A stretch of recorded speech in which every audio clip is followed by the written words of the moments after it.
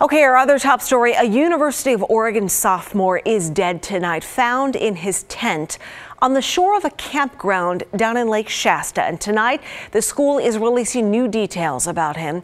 In a statement, the U of O says 21-year-old Dylan Peters was a business major and member of the fraternity Phi Gamma Delta, known as Fiji's, at the school.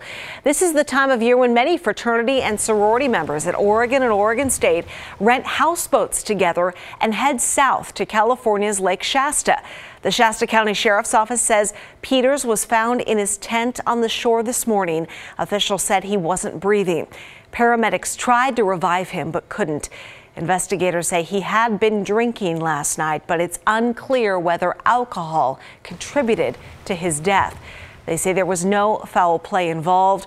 The school says it is trying to change the campus culture of this unauthorized tradition.